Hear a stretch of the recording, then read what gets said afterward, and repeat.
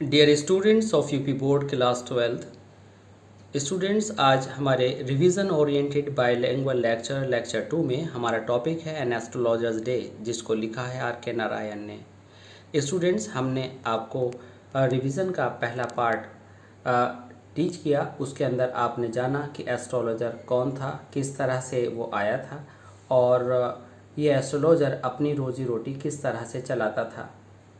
हमने ये जाना कि एस्ट्रोलॉजर को स्टार्स के बारे में, नक्षत्रों के बारे में कोई जानकारी नहीं थी। वह श्रीव्ड गैसवर्क एक अंदाज़ा लगा करके लोगों के भावों को पढ़ने में वह बहुत ही अभ्यस्त हो गया था। उनसे पता लगा करके अपनी रोजी रोटी कमाता था और वह दिन में इतना कमा लेता था जितना एक आम आदमी मेहनत करके ईमानदारी से कमा लेता है। Students, this is M Rahman and you are attending और ऐसी classes of English language. Students, if you like our lectures, please don't forget to like, comment and share and subscribe our channel RSC classes of English language. Now students, let's begin this lecture number 2 and the rest part of the story in Hindi and English both. Students, आपको पता था चला पिछले lecture में कि कैसे वह अपनी रोजी रोटी को मैनेज कर पाता था। वह शिफ्ट गैस वर्क लगाता था, मक्कारी के साथ लोगों की बातों का अंदाज़ा लगाता था और उसने थोड़ा सा कुछ पढ़ लिया था और इस सारे अभ्यास से वह इतना पारंगत हो गया था कि वह लोगों की समस्याओं पर बात करता था और काफ़ी पैसा जितना एक आम आदमी कमाता है कमा लेता था।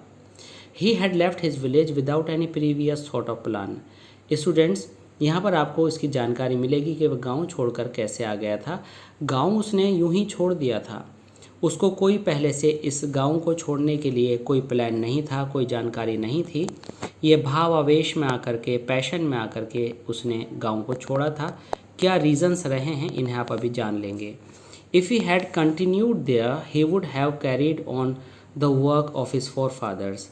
अगर वह अपने गांव में वहाँ पर रहना जारी रखता तो उसे अपने पुरखों का काम करना पड़ता। वे काम क्या थे स्टूडेंट्स? ये जो डैश लगा है ये अर्थात के सेंस में है, दैट इज़ के सेंस में है। कौन सा काम? नेमली अगर बताएं तो tilling the land, it means ज़मीन की खुदाई करना, निराई करना, गुड़ाई करना, ठीक है। रहना सहना, मैरिंग शादी करना, राइपनिंग इन हिज कॉर्नफील्ड और अपने खेतों को पकने देना, उनकी देखभाल करना, एन एंसेस्ट्रल होम और अपने दाद इलाही घर में रहना। तो स्टूडेंट्स, यहाँ पर हमारे सामने एक बात आई कि अगर एस्ट्रोलॉजर अपना गांव नहीं छोड़ता तो उसको क्या क्या करना पड़ता। तो यहाँ से ये सारा इम्पोर्टेंट पोर्शन है। नलाई, गुड़ाई, खेती करना, फसल की देखभाल करना, शादी करना और अपने दाद इलाही घर में रहना। But that was not to be, लेकिन उसे तो ये करना ही नहीं था। He had to leave home, उसने घर छोड़ दिया। विदाउट टेलिंग एनीवन, बिना किसी को बताए। And he could not rest till he left it behind a couple of 100 miles. और स्टूडेंट्स, कुछ कपल ऑफ माइल्स मीन्स कई जो 100 माइल्स 100-200 किलोमीटर चलने से पहले उसने पीछे मुड़कर नहीं देखा और वह चलता रहा। और जब तक चलता रहा जब तक कि वे to a village it's a great deal, जब तक कि वे गांव नहीं आ गया। और यहाँ तक चलना इसके लिए एक बहुत बड़ी बात थी। If N ocean float between, और उसके लिए इतना लंबा सफ़र तय करना एक बड़े समुद्र को पार करने जैसा था। He had a hard working analysis of a man's troubles. Students, उसे कार्य करते करते एनालिसिस, विश्लेषण करने का मनुष्यों की परेशानियों का काफ़ी अनुभव हो गया था। He had a working analysis of man's troubles. उसे अगर दूसरे शब्दों में कहें तो मनुष्यों की समस्याओं के विश्लेषण का एक प्रैक्टिकल, वास्तविक अभ्यास हो गया था।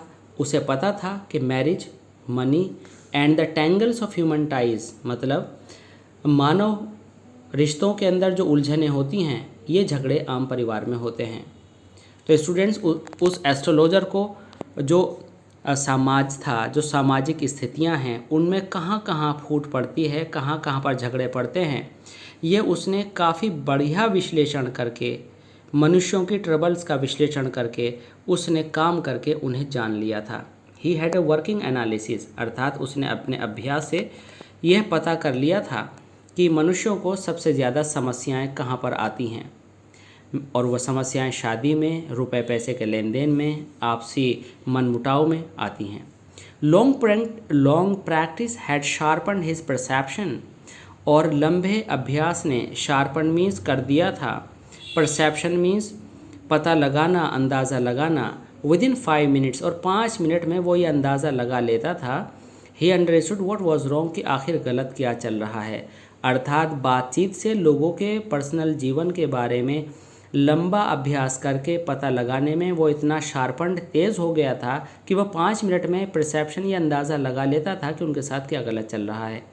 अगर आपसे पूछा जाता है how did he come to know about the people's problems without knowing the stars, बिना नक्षत्रों की जानकारी के वह लोगों की समस्याओं को कैसे जान लेता था, तो स्टूडेंट्स इसका जवाब होगा वह इसलिए जान लेता था क्योंकि उसको जो थी वास्तविक जो जीवन की रहन सहन है और उससे संबंधित जानकारियां हैं, उस पर उसने काफ़ी विश्लेषण करके गहराई से उनको समझा था।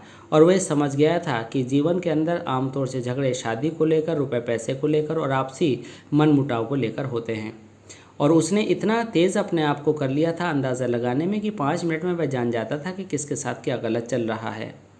ही चार्ज 3 पाइज, वह 3 पाई चार्ज करता था पर क्वेश्चन के लिए। Never open his mouth till the other had spoken for at last 10 minutes, और वह लगभग 10 मिनट तक अपना मुंह नहीं खोलता था। Which provided him with enough stuff, और उसका मुंह ना खोलना और सामने वाले का 10 मिनट तक लगातार बोलते रहना उसको इतना मटेरियल अवेलेबल करा देता था। स्टफ मीन्स इतना जानकारी अवेलेबल करा देता था। For a dozen answers and advices, कि वह दर्जनों जवाब और सुझाव दे सकता था। When he told the person before him gazing at his palm, और वह जब लोग उसको अपनी हथेली या हाथ दिखा रहे होते थे तो वह स्टूडेंट्स उसको घूरता हुआ कहा करता था, in many ways you are getting the fullest results for your efforts, आपको बहुत तरह से अपने प्रयासों के नतीजे नहीं मिल पा रहे हैं। 9 out of 10 were disposed to agree with him, और 10 में से 9 लोग तो उसके साथ अग्री कर ही लेते थे। और he question, is there any women in your family, क्या आपकी फैमिली में कोई एक स्त्री है, may be even at a distant relative, हो सकता है आपकी दूर की रिश्तेदार हो, who is in well dispose towards you, उसका इरादा आपके लिए सही नहीं है, उसका मन आपके लिए सही नहीं है। स्टूडेंट्स, वो जनरली हथेली देखते देखते लोगों से हर बार ये सवाल करता था, हर नए कस्टमर से, कि जितनी मेहनत आप कर रहे हैं उतने आपको रिजल्ट्स नहीं मिल रहे हैं। और हर आदमी स्टूडेंट्स यही सुनना चाहता है।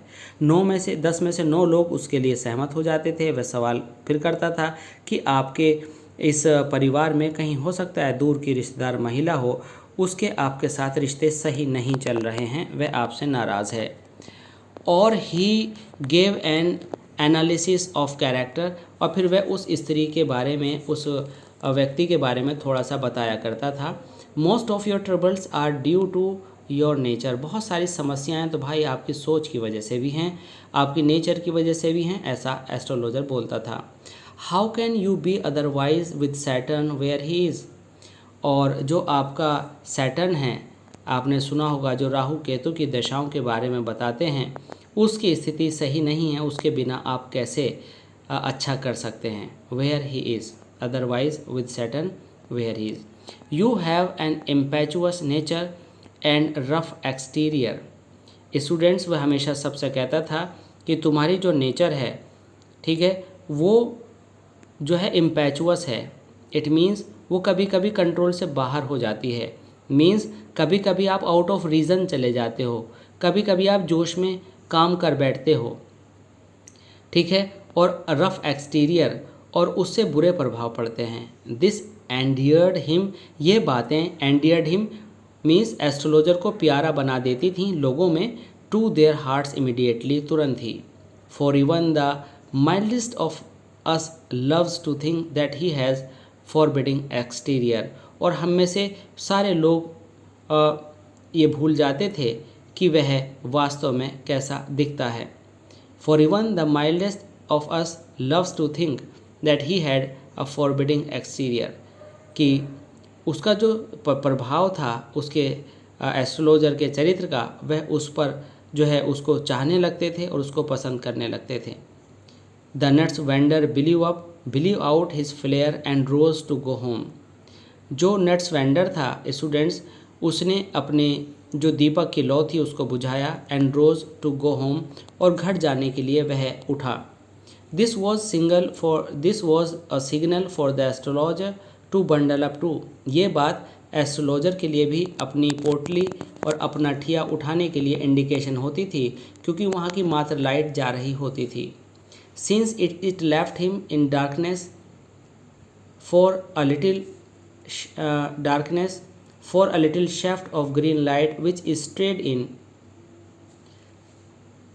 यहाँ पर हमने सीखा कि उसके लिए इंडिकेशन होती थी। Since it left him in darkness, क्योंकि उसके जाने से वह अंधकार में रह जाता था और उसके पास केवल for a little shaft of green light, थोड़ी सी ग्रीन लाइट ही पहुँच रही होती थी।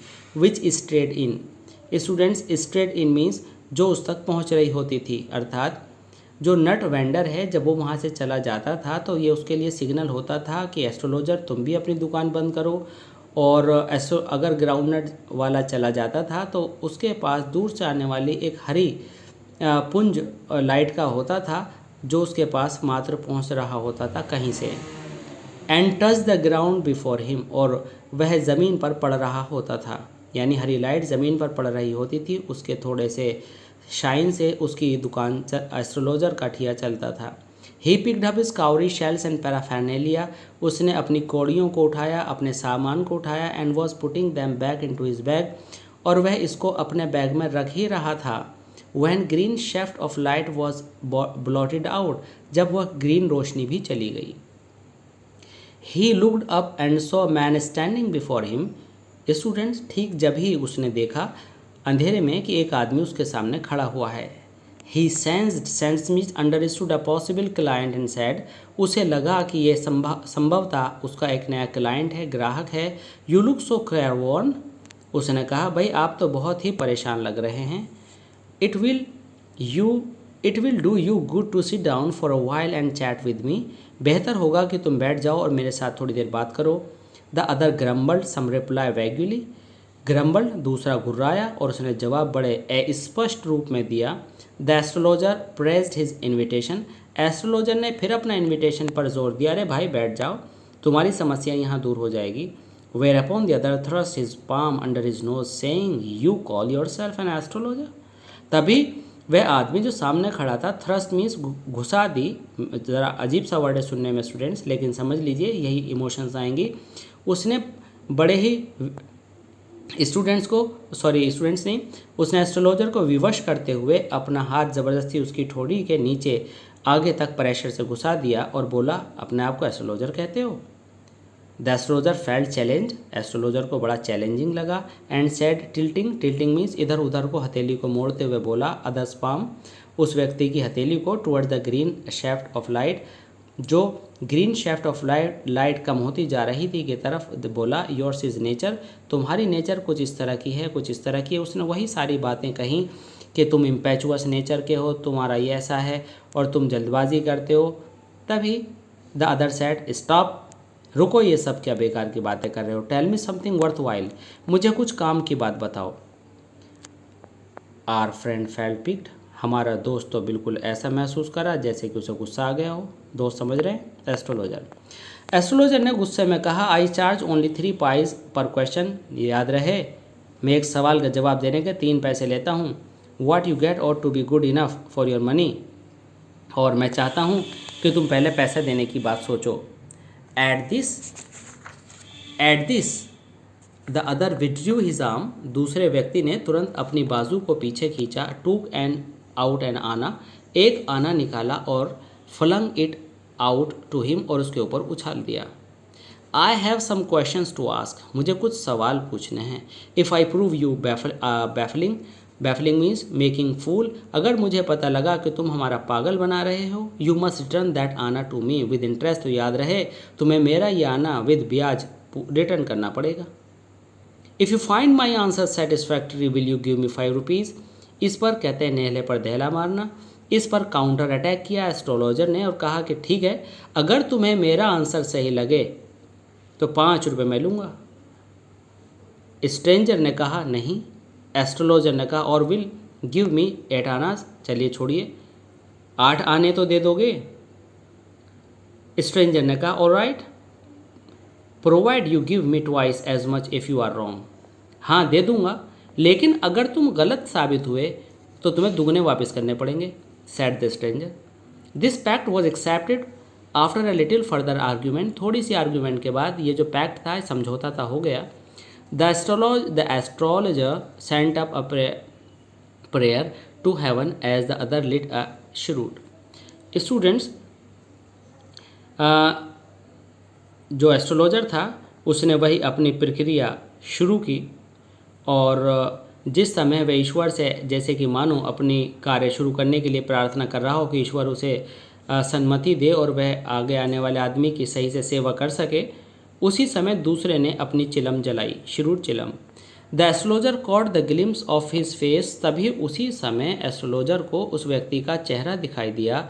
There was a pause as cars hooted, और बीच में बात रुक गई क्योंकि कारों के हॉर्न की आवाज़ थी और जो रोड पर जो जट का ड्राइवर थे सोर एट देयर हॉर्सेस, वह अपने पशुओं से बात करते हुए अपने तांगों से, जट का ड्राइवर समझ रहे हैं जो आपके बेम्बूज मेड जो हॉर्स कार्ट्स होती हैं, वह अपने घोड़ों से बात करते हुए आगे बढ़ रहे थे।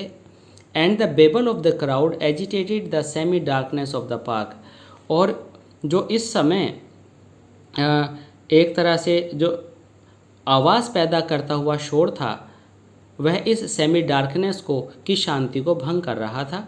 द अदर सैट डाउन, दूसरा बैठ गया, सकिंग द श्रूड, और वह अपनी चिलम को गुड़गुड़ा रहा था, पफिंग आउट, और धुआं छोड़ रहा था। सैट दियर रुथलेसली, वह वहाँ पर बैठ गया। रुथलेसली का मतलब है स्टूडेंट्स बिना किसी सॉफ्टनेस को दिखाए। The astrologer felt very uncomfortable, उसके इन तौर तरीकों को देखकर एस्ट्रोलॉजर को बड़ा अनकम्फर्टेबल फील हुआ। Here take your anna back, I am not used to such challenges, उसने कहा ऐसा है अपने याना पकड़ो, मुझे इस तरह के चैलेंज स्वीकार करने की आदत है नहीं। It's a late for me today, आज बहुत देर हो रही है। He made preparation to bundle up, उसने फिर दोबारा घर जाने की तैयारी शुरू कर दी। लेकिन the other held his wrist and sad, दूसरे ने फिर अपनी हथेली उसकी ठोड़ी के नीचे डाल दी और बोला you can't get out of it now, तुम नहीं जा सकते यहाँ से। You dragged me in while I was passing, तुम्हारी वजह से ही मैं यहाँ खींचा चला आया हूँ, जब मैं यहाँ से जा रहा था तुमने ही मुझे बुलाया है। द एस्ट्रोलॉजर शिवर्ड, एस्ट्रोलॉजर की तो कपकपी बन गई। इन हिज ग्रिप, और उस स्ट्रेंजर ने एस्ट्रोलॉजर को पकड़ रखा था। And his voice shook and became फेंट, एस्ट्रोलॉजर की आवाज़ बारीक हो गई और वह जो थी कमज़ोर पड़ गई और वो कहने लगा भैया मुझे छोड़ दो। I will speak to you, मैं आपसे कल बात करूँगा, tomorrow. The other thrust his palm in his face, दूसरे ने हथेली उसके चेहरे में लगाए रखी और बोला चैलेंज इज चैलेंज गॉन, मुझे बताओ चैलेंज होता है। The astrologer proceed with his throat drawing up, astrologer ने अपने सूखे गले से बोलना जारी रखा, फिर वही बात करी। There is a woman, students वह स्त्री थी। स्टूडेंट्स इसके बाद उस एस्ट्रोलॉजर ने कहा स्टॉप, रुक जाओ, बेकार की बात मत करो। I do not want all that, मैं ये सब नहीं सुनना चाहता हूँ। Shall I succeed in my present research, मुझे ये बताओ कि क्या मैं आज अपनी खोज में कामयाब हो जाऊँगा या नहीं। आंसर दिस एंड गो, इसका जवाब दो और चलते बनो। Otherwise I will not let you go till you disgorge all your coins, नहीं तो मैं तुम्हें जाने नहीं दूंगा जब तक तुम सारे सिक्के मुझे वापस नहीं कर दोगे।